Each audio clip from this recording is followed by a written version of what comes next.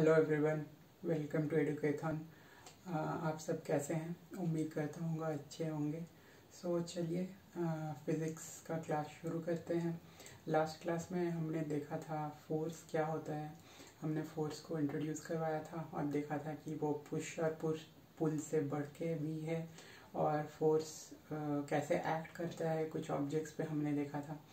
तो चलिए आज हम लोग शुरू करते हैं और देख लेते हैं फोर्स के टाइप्स क्या क्या हो सकते हैं। ठीक है, तो there are basically two broad categories of forces.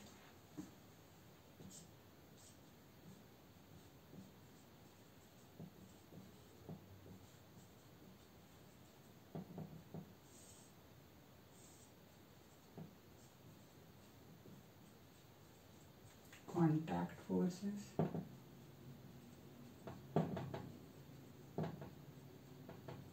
Non contact forces. Last class में हमने एक एग्जांपल दिया था नॉन कॉन्टैक्ट फोर्स का। आप बता सकते हैं क्या क्या था वो example? Correct, gravitational force.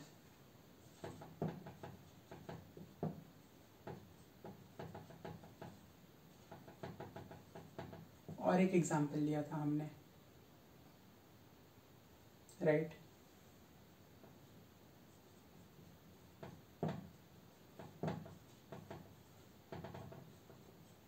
Electromagnetic force.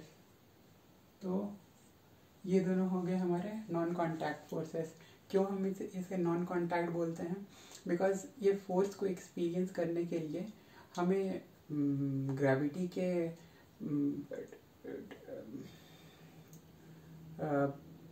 Effect में होना ज़रूरी है, बट ग्रेविटी के कांटेक्ट में होना ज़रूरी नहीं है। ठीक है, सपोज एक टॉल टावर है, tall building.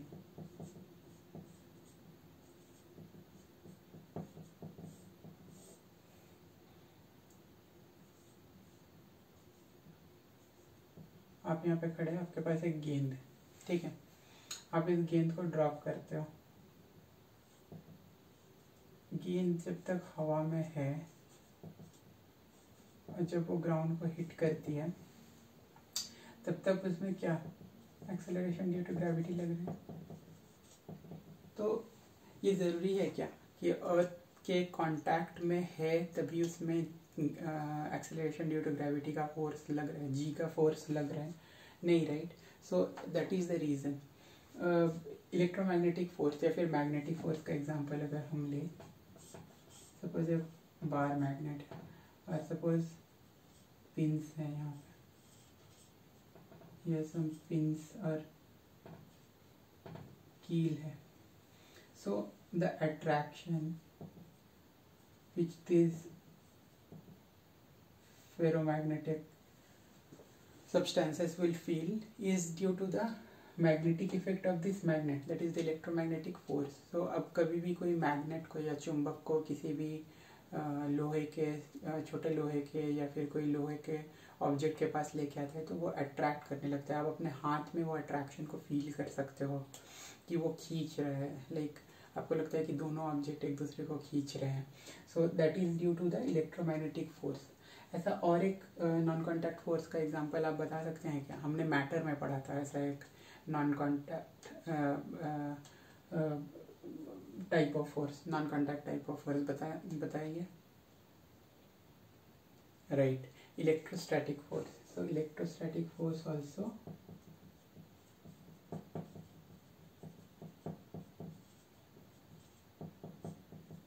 Electrostatic force also is a non contact. कैसे? प्रोटॉन्स और इलेक्ट्रॉन्स में तो कोई कांटेक्ट होता नहीं है actually, but still they are attracted to each other, right? जो हमारा न्यूक्लियस होता है, न्यूक्लियस के इर्द गिर्द ऑर्बिट्स में, न्यूक्लियस के अंदर आपका न्यूट्रॉन्स और प्रोटॉन्स होते हैं, but electrons are outside only, right?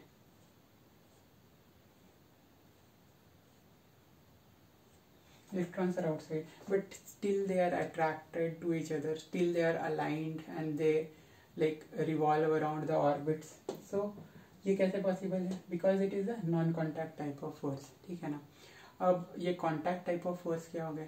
हम जो भी फोर्स एग्जर्ट करते हैं, दैट इज द पुश और द पुल और द फोर्स ऑफ फ्रिक्शन, हमें जो push pull friction, last class में हमने फ्रिक्शन डिस्कस नहीं किया था, चलिए एक एग्जांपल लेके फ्रिक्शन डिस्कस करते हैं। सपोज ये एक बहुत ही लंबा टेबल है,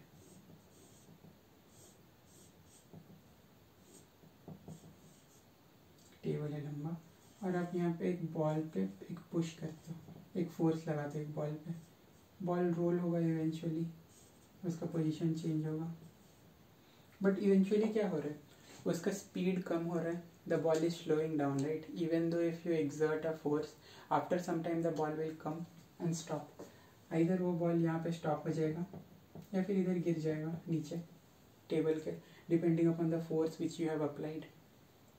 तो बॉल का स्पीड कम क्यों होता है, बॉल का स्पीड इवेंचुअली कम हो जाएगा, हम सबको पता है, राइट। हम अगर एक बॉल को ऐसे फेंके ग्राउंड में, तो बॉल ग्राउंड को क्रॉस करेगा या नहीं करेगा, किस पे डिपेंड करेगा, हम कितने फोर्स से वो बॉल को फेंक रहे हैं, राइट। सो अगर हम एक फुटबॉल को लात मारते हैं मान लीजिए, तो हम लात कितने फोर्स से मार रहे हैं, when we are kicking that football, when we are applying a force on that football, the football will move, right? But when it is moving, it is in contact with the ground, वो continuous contact में है, और जब contact होता है तो contact forces क्या है हमें पता है, friction is a contact force, so it always acts in the opposite direction of movement, like in general terms, in normal terms, जब ये बॉल रोल होगा तो फ्रिक्शन किधर, उसके ऑपोजिट साइड लगेगा जिस साइड बॉल रोल होगा, so that's why friction is a contact type of force. So because of that virtue of friction, because of since that friction is there, that's why the movement stops after certain point of time. but यही अगर एक बहुत ही लंबा table रहता and I am again applying force to a ball, ठीक है, again I am applying force to a ball and there is no friction, so in that case क्या होता है बताइए, जब फ्रिक्शन नहीं है तो वो बॉल रोल होते रहता for infinity, since there is no friction there is no opposing force to stop, so वो फोर्स को न्यूट्रलाइज नहीं कर सकते, लाइक इवेंचुअली और विथ टाइम वो फोर्स न्यूट्रलाइज नहीं हो रहा है, सो वो बॉल मूव करते रहेगा। सो हमने लास्ट क्लास में भी एक बात डिस्कस करी थी कि when the net force or the equivalent force, that is the force which is applied to a particular object is exceeded, जब वो by the virtue of rest एक ऑब्जेक्ट पे फोर्स लग रहा है, so when इस पे जो भी फोर्स लग रहा है F, suppose if I apply a force F1, so in only when F1 is greater than F, then this body starts to move, okay, even though if I am pushing the body, but because of its mass, by the virtue बहुत भारी है वो object, suppose एक पत्थर है, आप उसको move करने का कोशिश कर रहे हो धक्का देके, बट वो मूव क्यों नहीं हो रहा है, क्योंकि जो फोर्स आप लगा रहे हो वो उसके रेस्ट पोजीशन को ओवरकम करने के लिए उसको ओवरकम नहीं कर सकता है, उसको ओवरकम करने के लिए सफिशिएंट है ही नहीं, तो आप क्या करोगे, और एक दो फ्रेंड्स की मदद लोगे और एक्सटर्नल फोर्स लगाओगे, कोई मशीनरी लाओगे, so that machinery would be able to help you move that big rock the big stone और बिग चंक ऑफ आयरन और maybe block of wood. So ये हमें याद रखना है कि when the net force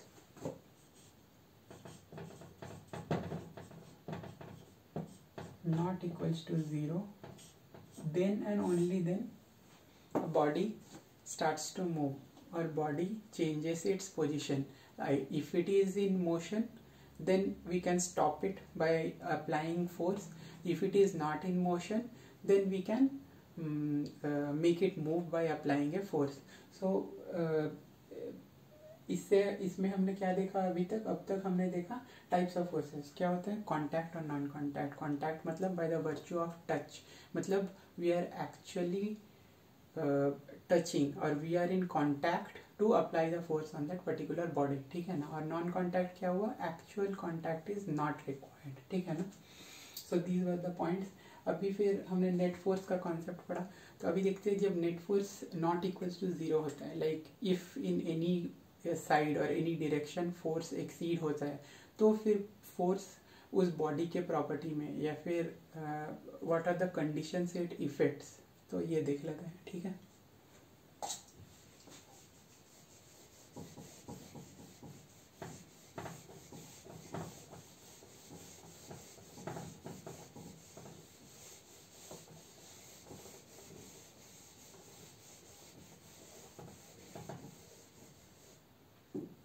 so force क्या क्या कर सकते हैं, force like what are the symptoms or what are the indications that a force is being applied in a body, ठीक है।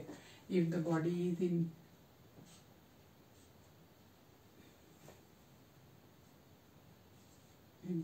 is in rest position,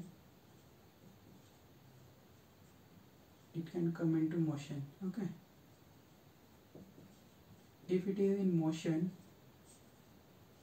it can come to rest, ठीक है। और क्या कर सकते हैं, when force is applied, if it is moving with a certain velocity, there can be change in velocity, either velocity can increase or velocity can decrease depending upon the direction, ठीक है। इनको हम डिस्कस करेंगे, आप अभी देख लो। First point क्या हो सकता है, आप सोचो, अगर एक ऑब्जेक्ट के टर्म्स पे हम देख रहे हैं तो और क्या हो सकता है, हाँ, it can change the direction of motion of a particular body. और फिफ्थ चीज हमने देखा था already, it can change the shape of the body. So due to force all these phenomena or all these activities can happen. So for the first one, let's take an example, एक ऐसे instance ले लेते हैं, ठीक है। वही हिल वाला example लेते हैं जो हमने पिछले क्लास में लिया था, ठीक है।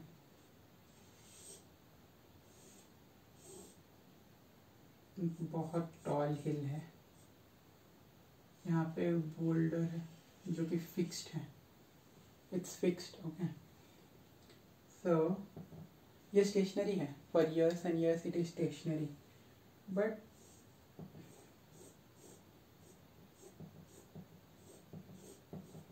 someone thought of moving it, ठीक है ना। तो इसके रेस्ट पोजीशन से इसको मूव करने के लिए एक सर्टेन अमाउंट ऑफ फोर्स चाहिए होगा, और वो अमाउंट ऑफ फोर्स क्या होगा, to overcome its inertia. Inertia क्या होता है, by the virtue of its position, जो भी बाय दिस वर्च्यू ऑफ इस रेस्ट पोजीशन, इसमें जो इंट्रिंसिक प्रॉपर्टी है, the property of this intrinsic body is deemed as inertia.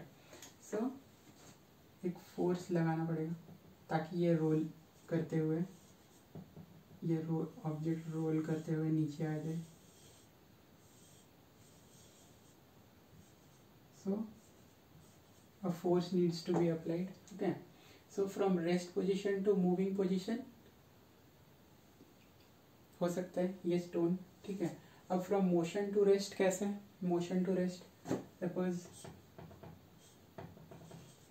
Car का एग्जांपल ले लेते हैं हम,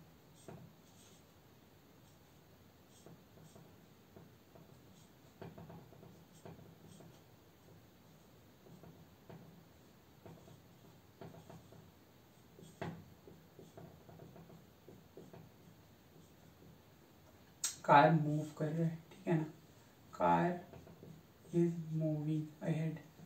फोर्स क्यों बोला मैंने, because car has a mass and it is moving with some acceleration, ठीक है। और maybe it's moving normally with the velocity, so momentum इसका क्या हो गया, P equals to m into v, ठीक है ना। So with time that momentum is changing, right. तो क्या हो जाएगा आपका mb by t equals to ma हो जाएगा eventually, because of the change of momentum, जो डेरिवेशन हमने लास्ट क्लास में देखा था, बस वही फिर से बोल रहा हूँ मैं। इसलिए क्या है, एक फोर्स है ये, the force to be reckoned, because अगर suppose it will create impact, right. Car अगर कोलाइड कर जाती है तो इम्पैक्ट क्रिएट होगा। So how is that impact being created? Because it has mass and it is moving with certain velocity और it is accelerating maybe, ठीक है। सो a force is required in opposite direction, F1 लगाना पड़ेगा आपको, to neutralize और to cancel out this force for this car to stop, ठीक है। अच्छा ठीक है, आप ब्रेक्स का एग्जांपल हम नहीं लेते हैं। मान लो कार चल रही है, ठीक है, कार रास्ते पे चल रही है, the car is moving, okay, the car is moving in motion, it is in motion. Now you stop the acceleration आपने स्टॉप कर दिया, ठीक है, आप एक्सेलरेट नहीं कर रहे हो, you are not accelerating it any more, but after some point of time t that vehicle stops, right. Eventually आप अगर एक्सेलरेट उसको नहीं कर रहे हो तो वो व्हीकल खुद ब खुद स्टॉप हो जाएगा, राइट। ठीक है, कार का एग्जांपल है, हम साइकिल का एग्जांपल ले रहे हैं। सो जब हम एक ढलान से और एक स्लोप से जा रहे होते नीचे तो हम पेडल नहीं करते फिर से, ठीक है ना, हम अपना एनर्जी बचाते हैं, वी डोंट पेडल। तो क्या होता है, जब हम नीचे डाउन हिल जा रहे होते हैं तो जो हमने फोर्स एग्जर्ट कर दिया है ऑलरेडी पेडल चला के, और वो down hill, because gravity is helping us, हम डाउन हिल चले जाते हैं, ठीक है। फिर अगर हम पेडल ना करें तो eventually after some point of time due to friction between the wheels of the cycle and the ground, so because of friction cycle stop हो जाएगा, ठीक है। फिर सेम मोशन अगर वन डायरेक्शन लीनियर मोशन, मतलब न्यूटन का second law is also talking about linear momentum itself. So the linear motion accounts for the directly proportional force which is causing the body to stop, that is the frictional force will cause the body to stop because it applies a force in the opposite direction. Friction makes the body stop. So वो car को आप accelerate ना करें जब, तो वो retard करने लगेगा, धीरे धीरे धीरे धीरे धीरे रिटार्ड करेगा, मतलब it will stop, eventually it will come and halt if we are not accelerating it any more, ठीक है ना। सो ये एग्जांपल हो गया कि मोशन से रेस्ट में कैसे आ सकता है, like how is force enabling a body which is in motion to come to rest. So force ये भी कर दिया। हाँ, अगर आपको हार्ड स्टॉप करना है, suppose in case of collision also that hard surface provided, like जिस पे भी collide किया कार ने, that hard surface provided a dead stop or pit stop, और एकदम से stop कर दिया, so it offered an equal or equivalent or more force for the car to stop. So damage भी वैसे ही होता है। So in case of collision क्यों damage हो जाता है? Why do the car bodies or the chassis gets damaged? It's because of the impact that the force causes when it is trying to stop the moving object, ठीक है ना। So velocity और change in velocity में कैसे contribute करते हैं? तो suppose if I am for a particular mass, suppose mass of the car change नहीं हो रहा है, ठीक है ना, it's some kgs, x kgs, okay, x kg is the mass of this car, it is constant, वो change नहीं हो रहा है, the number of people inside also are constant, so it's not changing, but the acceleration is changing, the driver is accelerating, he is driving the car, वो accelerate उसको कर रहा है, ठीक है ना, कार को। So in that case what is happening is the velocity is changing, okay, by application of force. So force equals to mass into acceleration. So at one point of time uska acceleration, suppose its acceleration is 60 meter per second square, ठीक है ना। Next instance it is 70 meter per second square, next instance it is 80 meter per second square, ठीक है ना, and the mass remains constant, okay, it remains constant. तो उसका force कितना हो गया, मास सपोज कुछ केजी एक्स केजी है, तो x times 60, x times 70 and x times 80, there will be 3 instances, okay. So the force due to the change in velocity that is acceleration. Change in velocity acceleration होता है, हमें भी पता है, v minus u by t. जो उसका velocity था minus जो इसका वेलोसिटी है current divided by time gives you acceleration. ठीक है ना. So force on the virtue of the change in velocity is the deed of force. मतलब force ये काम कर रहा है because we are applying force the velocity changes. Suppose आप एक टेबल में ही ले लो ना, आप अपने हाथों को दोनों साइड रख लेना, एक गेंद ले लेना. वो गेंद को आप जितने फोर्स से आप दूसरे हाथ में पुश कर रहे हो, it depends upon like how much force you are applying. That results in how much speed the ball will roll to your other hand. So it will accelerate, or the velocity, we are talking here in terms of velocity. So velocity उसका कितना ज़्यादा होगा depending upon is directly proportional to the force applied on that ball. So यहाँ पे भी v minus u by t.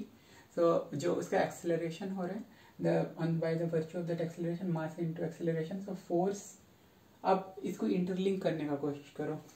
Velocity change हो रहा है, उसका मतलब क्या, एक्सेलरेट हो रहा है. मास कांस्टेंट ही है. सो फोर्स क्या कर रहा है, चेंज इन वेलोसिटी करता है. If I am applying more force, change in velocity is more. If I apply less force, the change in velocity is less. Okay, ठीक है. डायरेक्शन ऑफ मोशन कैसे, direction of, अच्छा ठीक है, ये यहाँ पे ये एग्जांपल हम ले लेते हैं डायरेक्शन ऑफ मोशन के लिए. ये रोल हो रहा है ऐसे, ठीक है. यहाँ पे आया, यहाँ पे we have a plank. Okay, so if we are giving it enough force, इसका जनरल ट्रैजेक्टरी क्या होना चाहिए था, नीचे जाना. बट सिंस यहाँ पे एक प्लैंक है and if it has enough force, it will go up. यहाँ पे this ball will go up, ठीक है ना. So it will go up and its direction changes. So direction of motion can be changed, okay, by applying a particular force. The direction of motion can be changed. और एक example ले लेते हैं. आप badminton खेलते हो या फिर क्रिकेट खेलते हो, तो क्रिकेट में जब एक फोर्स के साथ आपके पास बॉल आता है, you can just deflect it. Okay, you can just deflect the ball and score a boundary, और just pass it across the fielders के पैर के बीच से आप बॉल को निकाल सकते हो. So what did you do, you just deflected the ball. ठीक है ना. The ball was coming,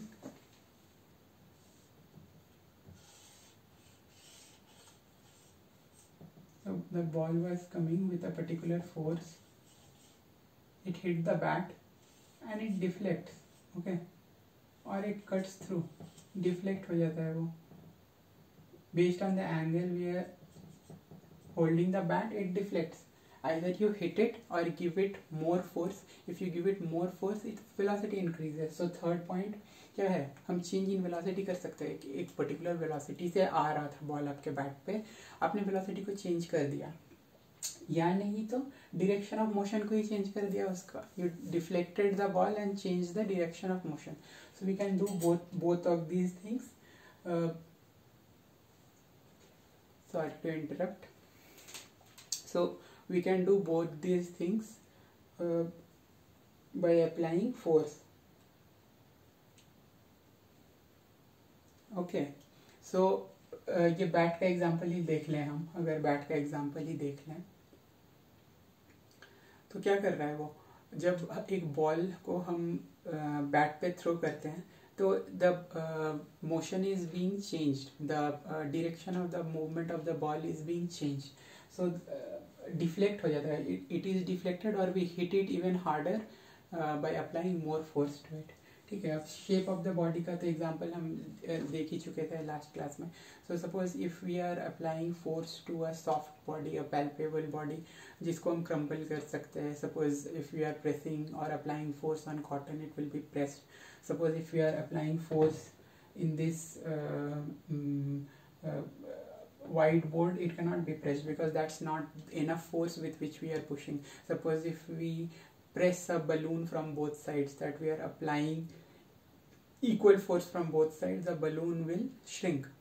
So that is the fifth thing which force does. It changes the shape of the body. So हमने क्या देखा आज, हमने देखा force by the virtue of force क्या क्या चेंज हो सकता है, or which phenomenons can be observed for a particular body either in rest or in motion by the virtue of force, because of force। ठीक है, तो आज के लिए इतना ही। आज हमने क्या क्या देखा? आज हमने देखा फोर्स रेस्ट से मोशन में ला सकता है, एक ऑब्जेक्ट को मोशन से रेस्ट में ला सकता है, चेंज इन वेलोसिटी कर सकता है, डायरेक्शन ऑफ मोशन चेंज कर सकता है और शेप ऑफ द बॉडी भी चेंज कर सकता है। सो आज के लिए इतना ही। आप रिवाइज करते रहना, आप टॉपिक्स देखते रहना। अगर आपको कुछ भी डाउट हो तो आप हमें मेल कर सकते हैं। अगर आपको वीडियो पसंद आया तो दूसरों के साथ शेयर करें, लाइक करें, शेयर करें और सब्सक्राइब करें। ठीक है, तब तक के लिए गुड बाय, टेक केयर।